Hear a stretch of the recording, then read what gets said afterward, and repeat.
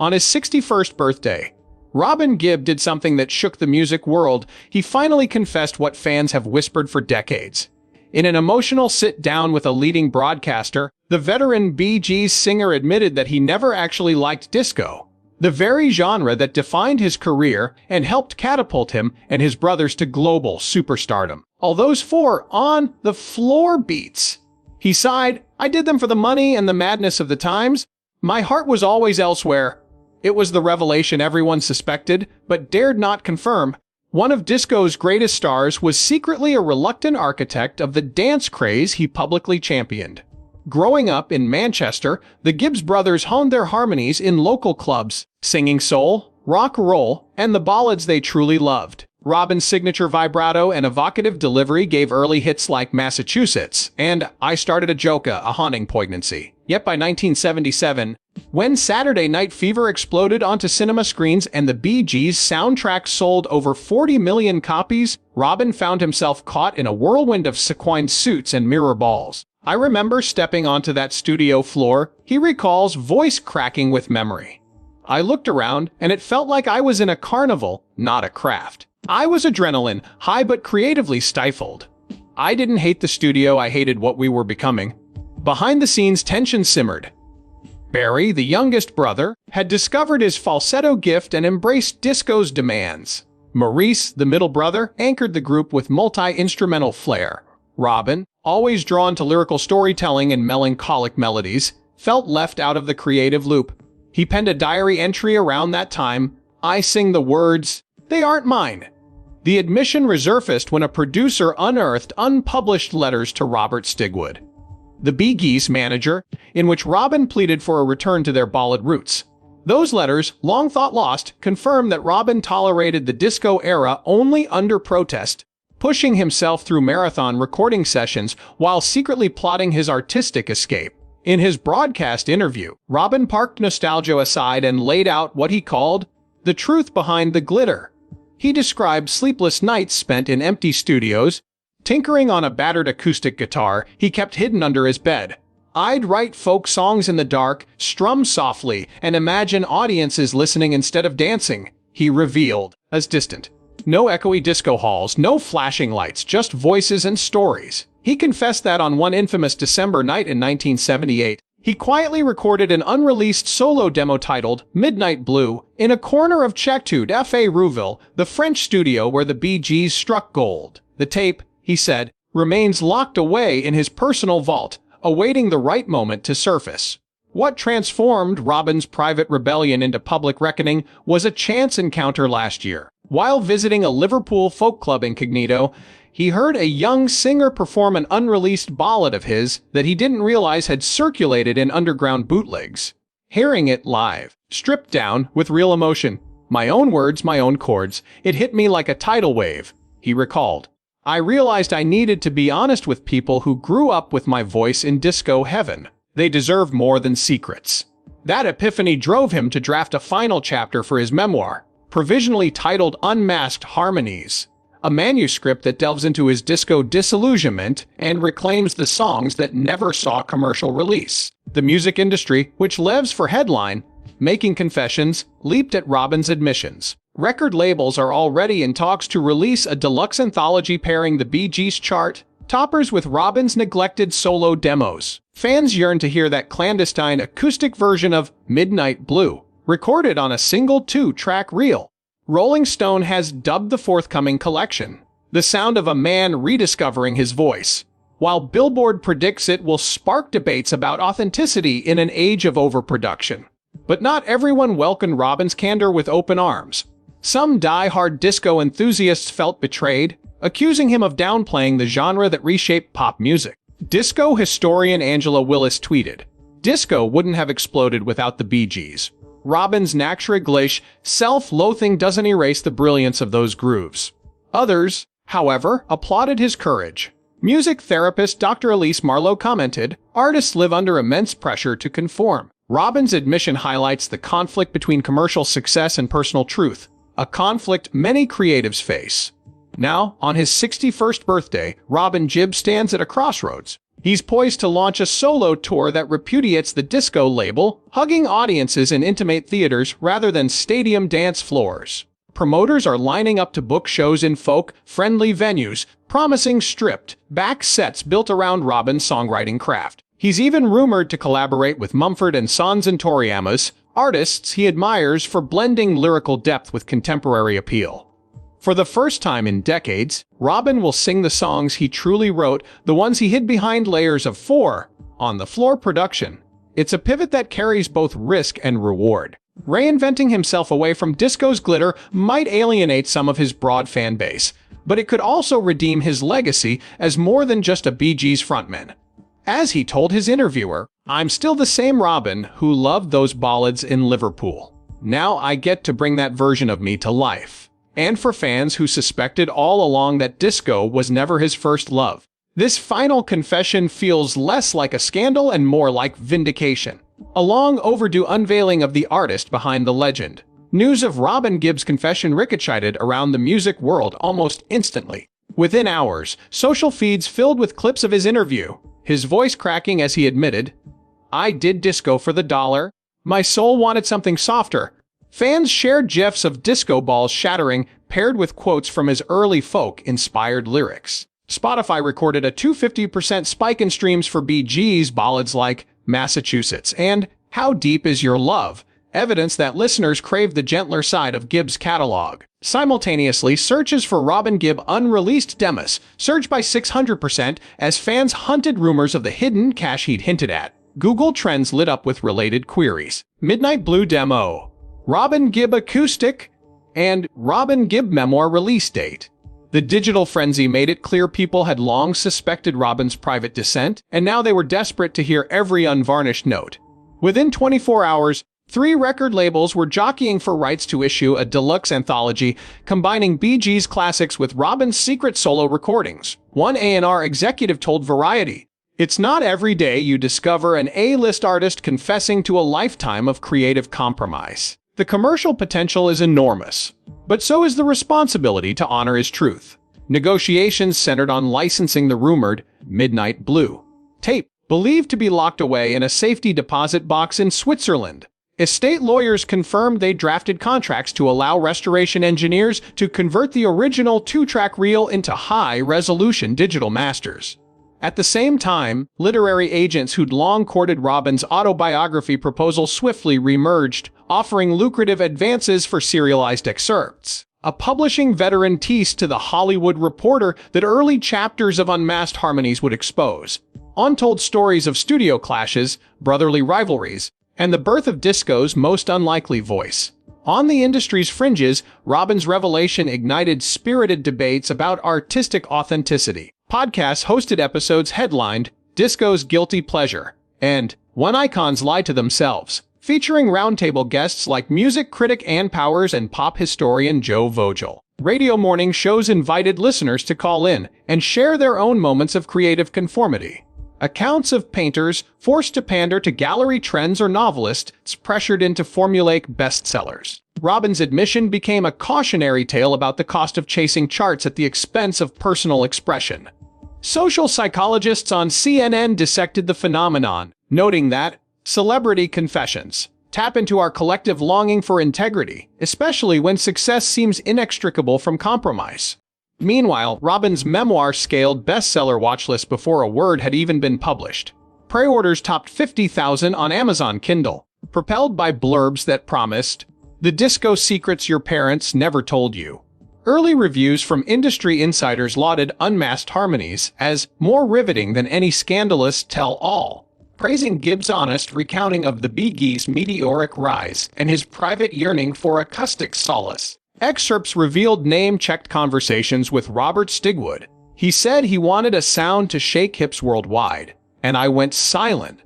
And letters from Barry pleading, "Brother, just trust the beat." These passages underscored the tension between familial loyalty and artistic integrity that had defined Robin's life. On the creative front, plans for a stripped-back solo album crystallized quickly. Producers drafted track lists featuring the newly unearthed demos, balanced by reimagined acoustic versions of Bee Gees classics. Studio schedules were booked in Nashville and London, with engineers preparing vintage Neumann microphones and tube compressors to capture the warmth of Robin's voice. Rumor had it that Mark Knopfler would lay down fingerstyle guitar on One Torch Song, while Emmylou Harris was eyed for a haunting harmony on a rearranged I Started a Joke. Even Max Martin, a pop titan whose own beats owed a debt to disco's 4 on the Floor legacy, expressed interest in consulting, eager to fuse modern production with Robin's rediscovered folk sensibilities. Fans responded with equal fervor. Grassroots movements formed on Facebook and Reddit under banners like Acoustic Gibb Revival and Free Robin's Folk Heart. User-generated playlists ran the gamut from Robin's Lost Roots to Gibb's Undercover B-Sides.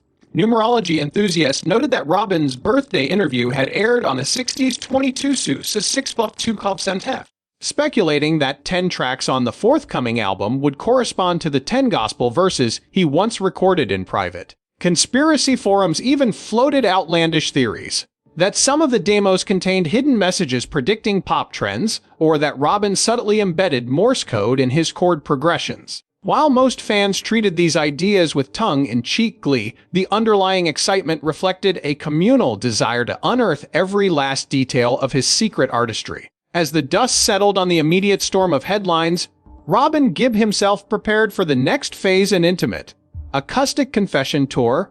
Slated to begin in autumn, promoters advertised small venue dates, fewer than 500 seats in each hall, to recreate the hushed atmosphere Robin craved. Venues would offer candlelit settings, handwritten lyric folios at each seat, and audio recordings piped through vintage speakers. Fans already clamored for meet and greet packages promising signed demo CDs and replicas of his journal pages.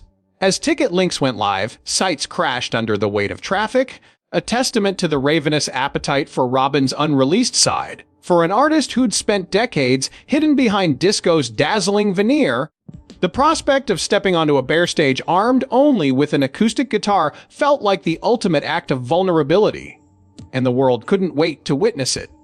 When tickets for Robin Gibb's Acoustic Confession Tour went on sale, servers buckled under the rush. In London, fans queued online for hours, refreshing pages until the final seat disappeared. In New York, brokers resurfaced listings within minutes at 3 times face value. Everywhere, listeners wanted to witness the moment Robin would step away from disco's illuminated stage into a circle of lamplight, guitar slung across his shoulder, ready to finally sing the songs he always loved in secret. Promoters crafted each venue with care.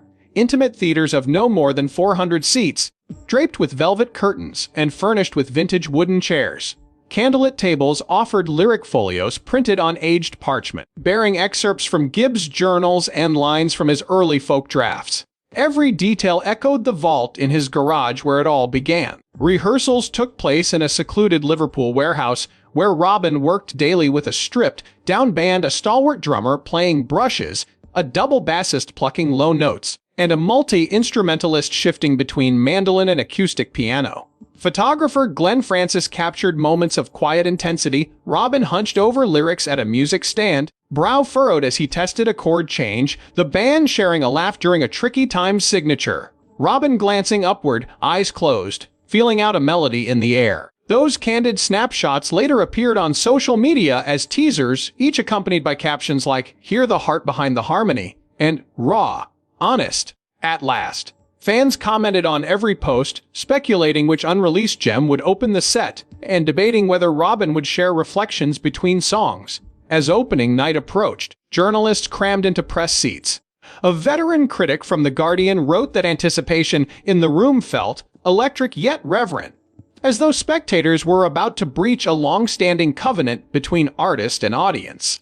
Interviews revealed Robin's nervous excitement. In a studio chat, he admitted to his manager, "My hands shake when I think of walking on stage without mirror balls. Will they still hear the stories in my voice?" He confessed he wanted to break the seal and sing unguardedly, trusting that his fans would embrace the vulnerability woven through each lyric. Ticket holders responded by sharing photos of homemade lyric booklets and acoustic guitar pick necklaces crafted to wear in solidarity. On the first evening, the house lights dimmed and a single spotlight tracked Robin's entrance. He carried an aged Martin D28 guitar, one of the handful he regarded as faithful companions, and nodded in greeting. A hush settled as he introduced the opening number, Midnight Blue. No elaborate refrains, no programmed beats, just his familiar voice and sparse guitar chords. The arrangement had been carefully preserved in its original two-track demo structure, minimal harmonies, a single harmonica interlude, and a final whispered falsetto phrase that left listeners breathless. When he sang, "I long for dawn's light through my window," several audience members wiped tears, drawn into the raw immediacy of a song that had never before felt this close. Between songs, Robin offered glimpses of the backstory, how freedom's fading emerged on a sleepless night in Paris, its bleak verses originally penned on crumpled hotel stationery, how Last Call at the Broken Bar drew on melodies he crafted during sound checks, its chorus a confession of solitude amid a roaring crowd. He read passages from his journal, lines like, "I am tethered to applause but yearn for quiet chords," echoing under the vaulted ceiling. The candor resonated. Fans leaned forward, absorbing every word, as though sharing an intimate diary entry. A soft murmur of empathy rippled through the seats, underscoring that Robin's story belonged to everyone who had ever felt torn between expectation and authenticity. Midway through the set, Robin welcomed a surprise guest, Bonnie Raitt, whose slide guitar filled the air with bluesy undertones. The two performed a duet on a newly completed track from Robin's vault, Shadows and Sound, its lyrics exploring the clash between fame's bright glare and the solace of solitude. Bonnie's rich alto wove seamlessly with Robin's vibrato, creating a tapestry of harmony that the audience erupted for with a standing ovation. On stage, Robin wiped sweat from his brow and grinned, saying, "I never imagined this song would find its wings tonight." In that moment, the tour's mission crystallized to transform buried songs into living connections, bridging the gap between Robin's hidden self and the hearts of those who loved him. As the evening drew to a close, Robin performed an acoustic rendition of "How Deep Is Your Love," stripped of layers and set to gentle fingerpicking. The familiar melody bore a new weight. Lyrics that once felt universal now rang personally resonant, articulated by a man decades older and unshackled from the sheen of disco fame. He dedicated the performance to his late twins and to audiences around the world who heard my voice when I sang for others. When the final chord faded, the theater stayed quiet in an almost spiritual pause before applause thundered like a release valve. The Acoustic Confession Tour had fulfilled its promise, unveiling the core of Robin Gibb's artistry and honoring the songs that for so long were concealed by mirrored ceilings. In studios from Nashville to London, the Acoustic Confession album began to take shape as Robin Gibb dove into production with the same passion he'd once reluctantly offered disco stages. After the tour's triumphant kickoff, he and veteran producer John Leckie gathered in a sunlit room lined with wooden panels to lay down the core tracks. Leckie had earned his stripes working with the Stone Roses and Radiohead, yet he confessed he'd never encountered an artist so intent on preserving the first take soul of each performance. Microphones were placed to capture ambient room reverberation. Robin insisted on minimal isolation, opting to record live with his collaborating musicians, double bassist Roger Spencer, keyboardist Sophie Lloyd, and slide guitar specialist Bonnie Raitt for select tracks. Each session felt like a return to the garage where Robin's secret vault had yielded its riches. Journal pages lay scattered across a coffee table, the original lines of Midnight Blue in faded ink, scribbles of chord changes for Freedom's Fading, and a half-finished bridge for a song called Lonely Highway. As the band jammed, Robin would pause mid-chord to jot notes, recalling how he'd recorded those ideas decades earlier under a filament bulb. Engineers captured every breath and string squeak, honoring his vow to keep the cracks in the ceiling, a nod to imperfections that lent intimacy to songs never meant for stadiums. While recording unfolded, guest artists filtered in and out. Emmylou Harris arrived with her acoustic Martin, laying down haunting harmonies on Roadside Chapel.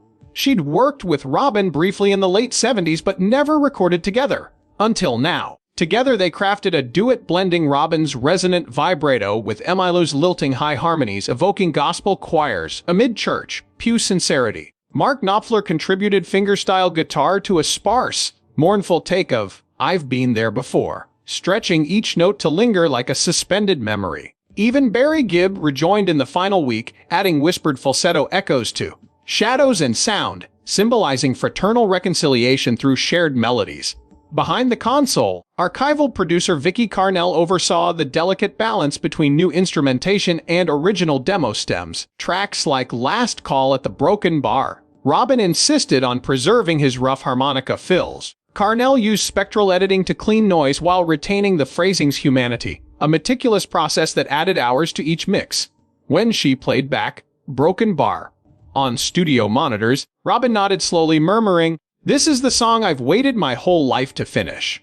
That finishing touch, completing demos shelved for decades, became a guiding mission for everyone involved. As the album neared completion, marketing teams prepared for an unconventional rollout. They planned a phased release first, a digital sampler featuring 3 tracks dropping on streaming services, next a special edition vinyl box set with exclusive liner notes penned by Robin himself, complete with facsimile journal inserts, and finally, a coffee table book titled Unmasked Harmonies, combining Robin's memoir excerpts with behind-the-scenes photography. A promotional short film, directed by acclaimed documentarian Morgan Neville, would premiere on YouTube. A 15-minute glimpse at Robin's journey from disco performer to stripped-back storyteller. Media outlets clamored for advance access. The New York Times dispatched a music critic who, after a listening session, wrote that the album, defines posthumous authenticity in real time, while BBC Radio 2 carved out a special hour for an exclusive interview with Robin discussing the transition from Bee Gees legend to folk troubadour. Podcast hosts queued up, eager for hot takes on how an artist could survive disco's prism only to re-emerge decades later singing about long roads and lost souls. In tweets and Instagram stories, posted studio snapshots shared by Robin's circle, coffee-stained lyric sheets and candlelit recording booths, fanning the flames of anticipation. Simultaneously, Robin's memoir extract in Rolling Stone offered raw confessional moments when he'd begged Barry to slow down the beat, nights he cried alone after disco anthems eclipsed their early ballads, and the secret thrill of strumming folk chords in the dark. The piece ended with a vow: "I want my voice to carry the truths I kept hidden. If disco made me a star, these acoustic songs make me who I always was." Those words resonated with artists and fans alike, prompting discussions about creative ownership and the price of fame. Pre-order numbers reflected the fervor. The deluxe vinyl box set sold out its first pressing within 48 hours. Ticket sales for summer festival appearances, where Robin would debut his new acoustic material at folk-oriented events, crashed ticketing sites. Collateral merchandise included canvas tote bags printed with his hand, drawn chord diagrams, and collectible art prints of his journal's coffee-ringed pages. Many items displayed provenance details. Robin's original 2007 Midnight Blue Draft Disc 1. Fans treated each piece as a relic, a tangible link to the moment an icon reclaimed his voice. On the release date, midnight streams of the sampler eclipsed industry expectations. Social media erupted with 30-second lyric quotes set to candle flame GFs. Hashtags like Robin Revealed and Unmasked Harmonies trended worldwide, crossing generational lines as younger listeners discovered forgotten facets of Gibb's artistry. Radio charts reflected the sampler's success, with Midnight Blue entering the top 10 at adult alternative stations. Music critics dispatched rave reviews by morning, praising Robin's courage to shed layers of disco sheen and lay bare the storytelling he'd long inherited from his earliest inspirations. By the end of Section 4, it was clear that Robin Gibb's next act had transcended nostalgia. The Acoustic Confession album was shaping up not just as a career-defining pivot, but as a testament to the power of creative truth. For an artist who spent decades channeling the world's desire to dance, this moment showcased the restless soul behind the grooves. A soul finally free to speak its own stories in the language it had always understood. 3 weeks after the first sampler drop, Acoustic Confession soared atop multiple charts worldwide, crossing into the top 5 of the all-genre Billboard 200 and claiming the #1 spot on both the Americana and adult alternative lists. Critics praised Robin Gibb's reinvention with glowing headlines. "A masterclass in reinvention," raved The New Yorker, while the Times of London deemed the album moving testament to the power of creative truth. Streaming platforms reported that listeners lingered on each track for its full runtime, an unprecedented feat in today's fast skip culture. Even Spotify's AI-curated Discover Weekly Playlists began recommending Gibb's folk era alongside contemporary singers-songwriters, a sign that his stripped-back sound resonated deeply with audiences old and new. Fans responded with an outpouring of personal stories. On Instagram, the hashtag #UnmaskedHarmonies overflowed with testimonials from those who had grown up dancing to disco anthems, but now found solace in heartfelt ballads. One listener wrote, "I first fell in love to Stayin' Alive, but I fell even harder to Midnight Blue." Another shared how hearing "Freedom's Fading" helped them process the grief of a lost loved one. Its lyric, "Let the dawn embrace your silent cry," echoing in hospital rooms and therapy sessions. Community forums on Reddit dedicated entire threads to each album track, analyzing Robin's vibrato, debating the meaning of cryptic diary lines in liner notes, and comparing guest harmonies from Dolly and Emilo to his original demos. In living room listening parties and quiet solo headphone sessions alike, listeners felt they were sharing an intimate secret with the artist himself.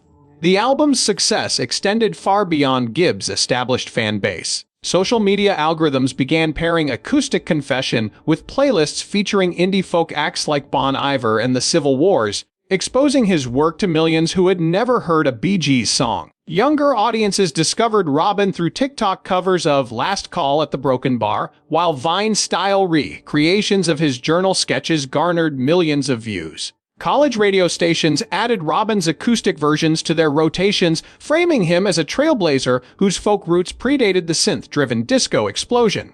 In record stores, vinyl racks labeled New Folk Classics featured Gibb's album beside emerging artists, cementing his place within a movement that prizes authenticity and lyrical depth. Robin himself was surprised by the outpouring. In a candid interview on NPR's Tiny Desk Studios, he reflected on the album's raw vulnerability. "I always feared that singing the songs I wrote in solitude would feel too naked on stage. But hearing the silence fill the room, knowing people truly heard me, has been the greatest gift of my career." He spoke of late-night calls from fans around the world, from an Englishman whose wedding dance featured "How Deep Is Your Love" in its acoustic incarnation, to a Canadian songwriter who found the courage to release his own demos after hearing Robin's reclaimed work. That feedback prompted Robin to launch an online masterclass series, From Demo to Heartbeat, where he breaks down his songwriting process, shares journal page insights, and gives live critiques of student compositions, further cementing his role as both mentor and musical peer. The ripple effect even reached music education circles. Universities revamped popular music curricula to include case studies on Robin's transition, highlighting how integrity can endure through stylistic shifts. Creative writing programs invited him as a guest lecturer to discuss the interplay between memory and melody, while guitar schools offered workshops on replicating his nuanced finger-picking techniques. Music therapy practitioners cited Midnight Blue and Roadside Chapel as examples of songs with measurable healing impacts, noting reduced stress markers in patients who listened during treatment sessions. These unexpected uses underscored how songs born from private introspection could serve public well-being, a development Robin found deeply humbling. Meanwhile, festival bills began to reflect the album's momentum. Organizers of Americana Fest and Newport Folk Festival bid for headline slots, eager to feature Gibb alongside emerging voices. His upcoming summer dates promised stripped-down performances on small, timbered stages illuminated by candlelight, echoing the intimacy of Liverpool workshops. Promoters touted a night with song, story, soul, offering ticket packages that included replica lyric booklets and limited edition guitar picks. Each tour stop would feature local open mic segments, inviting community members to share their own early demo recordings before Robin took the stage. The converging line between artist and audience reinforced the album's ethos. Creativity thrives in shared vulnerability. On the publishing front, Unmasked Harmonies has become a fixture atop memoir bestseller lists, its early chapters excerpted in literary journals and online magazines. Robin's unguarded prose, recalling torn tape wallets and late-night acoustic runs, drew praise for its candid style and poetic sensibility. Bookstore readings have sold out in cities from Sydney to Toronto, with fans queuing for hours to secure signed copies. Literary critics note that the memoir's success signals a hunger for artists, unfiltered stories, and anticipation of further diary revelations hidden between its pages. As Section 5 draws to a close, Robin Gibb stands at a rare creative crossroads, celebrated for chart-topping commercial hits and newly revered for acoustic authenticity. His journey reminds us that artistic truth need not be sacrificed on the altar of stardom, and that the songs we keep locked away often hold the power to transform hearts when finally released. With Acoustic Confession continuing to captivate listeners and the tour set to visit folk stages worldwide, Robin's long-suspected secret has become his most exhilarating act of courage, one that promises to shape his legacy for generations to come.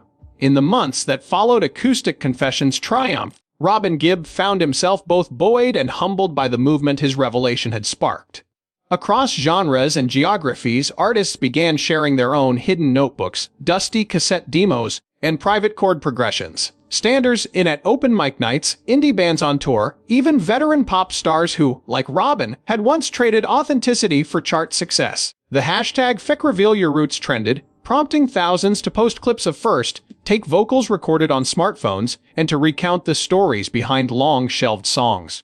Podcasts devoted entire series to unpacking the emotional release that emerged when creators dared to expose their earliest material. Robin's long-suppressed folk leanings had unearthed a global appetite for the unvarnished heart of music making. In publishing circles, Unmasked Harmonies became more than a memoir. It served as a manifesto on creative integrity for estates managing unreleased archives. Industry white papers cited Robin's case as a benchmark in ethical posthumous stewardship, urging record companies and heirs to inventory hidden troves with transparency and to solicit input from artists' families before deciding what to release. Lawyers wrote contract templates to include secret vault clauses, ensuring that diaries, private letters, and prototype recordings would be handled in ways that respected an artist's original voice. Music business schools incorporated Robin's journey into curricula, teaching a new generation of managers that legacy artists are co-creators of their own posthumous narrative. Meanwhile, Robin himself remained at the creative forefront. He and John Leckie convened in London's Abbey Road studios to begin a companion release of stripped-down Bee Gees classics recorded live in one take by original band members. Maurice's son, Spencer Gibb, contributed ambient cello textures on Words, while Barry added delicate falsetto harmonies to Love Somebody, now reframed as an acoustic lament. The project, tentatively titled Harmonies Unbound, aimed to thread a through line from Robin's early songwriting notebooks to his Bee Gees chart toppers and back to the folk songs he loved in secret. Guest spots by Neil Young and Joni Mitchell, artists who'd inspired Robin's original folk fascinations, elevated the sessions into a celebration of cyclical influence and lifelong inspiration. On tour, Robin introduced these reimagined classics as part of his Acoustic Confession set, weaving between solo unreleased gems and reinterpreted Bee Gees favorites. Audiences greeted each shift with renewed wonder. Familiar choruses now rang with fresh vulnerability, lyrics took on deeper shades of meaning, and harmony became dialogue between decades of artistic growth. Reviews hailed Robin's ability to inhabit multiple musical identities, disco icon, folk troubadour, and bridge between eras without diluting any of them. For fans, the show embodied the beauty of evolution, a reminder that an artist's worth rests not in the consistency of style, but in the courage to follow the compass of the heart. Behind the scenes, Robin continued to mentor emerging songwriters through the Toby Gibb Trust expanded online workshops. He invited fellows to send early demos and journal snapshots for feedback. Those students received personal video critiques that melded practical advice with warm encouragement. Each session underscored Robin's conviction that no idea is too rough to matter. Every scribbled lyric might conceal a universal truth. Testimonies poured in from participants who described the workshops as life-changing. One young writer overcame stage fright after singing a raw first draft of a protest ballad, while another overcame imposter syndrome through Robin's reminder that even faltering chords can lead to gold. As Section 6 draws to a close, Robin Gibb stands as a living testament to the power of admitting what we all suspect, recognizing that our true selves may conflict with public expectation. His 61st birthday confession did more than reveal a reluctant disco artist. It ignited a worldwide reconnection with the primal joys of creation. By peeling back the layers of sequins and synthetic beats, he honored both the mega-hit anthems that once defined him and the fragile folk songs that had always defined his soul. In doing so, Robin transformed a lifetime of compromise into a new legacy of courage, teaching that authenticity need not be sacrificed at the altar of fame. The final act of his enduring career proved that sometimes the greatest revelation arrives not with fanfare, but with the quiet strum of a hidden chord, one that speaks to every heart ready to listen, unmasked and unafraid.